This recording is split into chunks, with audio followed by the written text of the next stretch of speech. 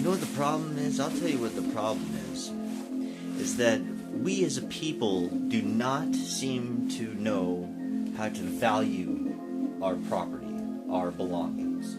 You see, the thing is, we are valuing our belongings and our stuff with numbers. It's like that car over there is worth $5,000. That house over there is worth $20 million. See, we're pricing our stuff to trade with out on the open market in a number system that is not connected to anything of value. That is the problem. That's why the economy is always so volatile. That's why there's unstable prices everywhere, and that's why the marketplace is constantly trying to seek fair value for all the merchandise out there in the marketplace, because we are using a number system for our prices, to price our merchandise in the market. And that's our problem. It's like, if we would price our goods and services in a metal like silver or gold, you can then have a medium of exchange that'll make trading easier. That's the whole point of money, and the reason why money was invented in the first place was because barter is a lot more difficult if you don't have some sort of value balancers, a fungible,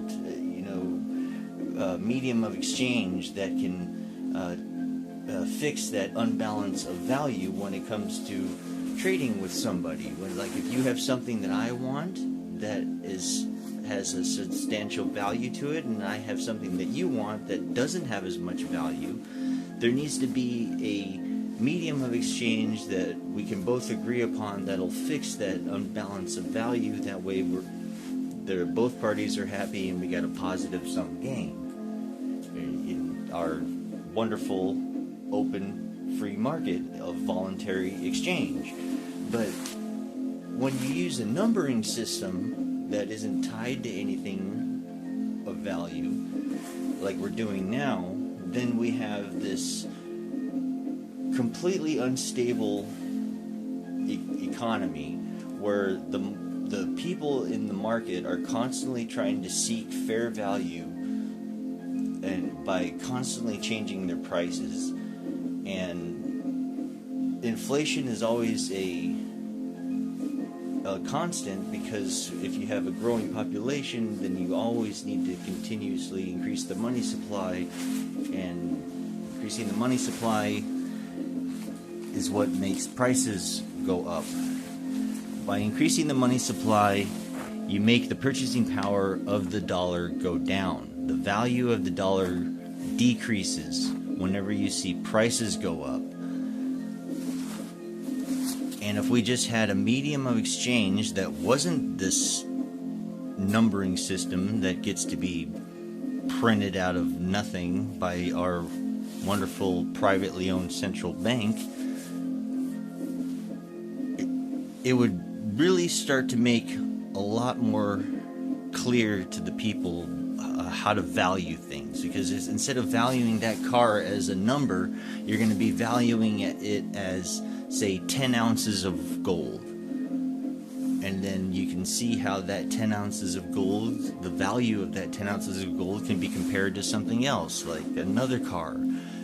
How that one's only worth 6 ounces of gold. And then when you start comparing a thing with another thing, then the value of both of those items become a lot clearer, especially if you use the same item over and over to value things in, like gold or silver.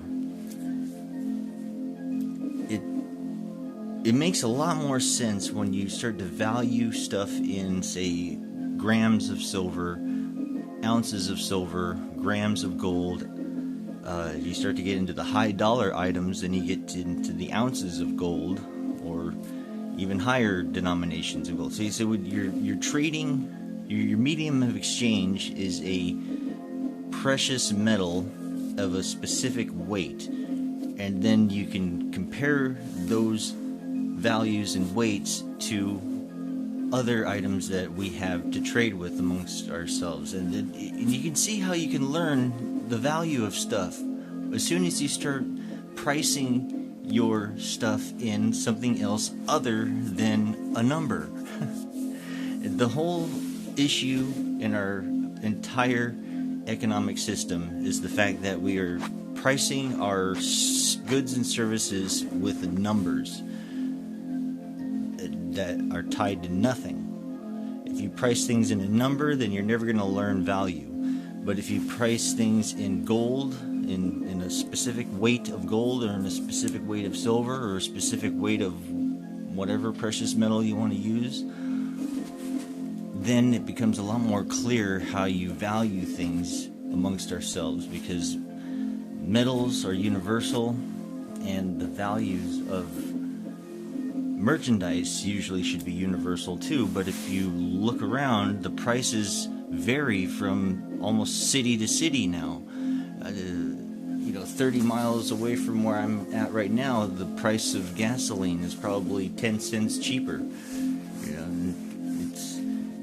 It's that kind of thing should not be happening. The difference in prices like that means that there is a problem in our system, and it is because we are using numbers as price tags instead of a specific metal or material that has value to it as our price tags. We need to start pricing our goods and services in gold and silver or any other precious metal that has value, and stop using the number system as our market universal pricing system. I don't even know what kind of law is it that we have to price everything in U.S. dollars or whatever? It's right in our bloody Constitution. The Constitution of the United States states that we should be using nothing else but gold and silver as legal tender. So, according to the Constitution, we're supposed to be doing this. So there's nothing against the law from pricing goods and services in gold and silver. As a matter of fact, it should be happening. People should be doing it. As in, today they should be doing it. But do not fear the IRS.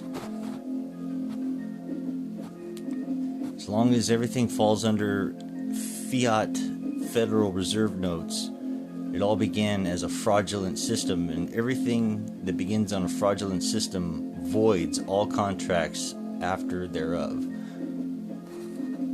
So, when you begin something on a fraudulent basis, it voids all contracts that come after that. So, there's no way they can say that they weren't committing fraud.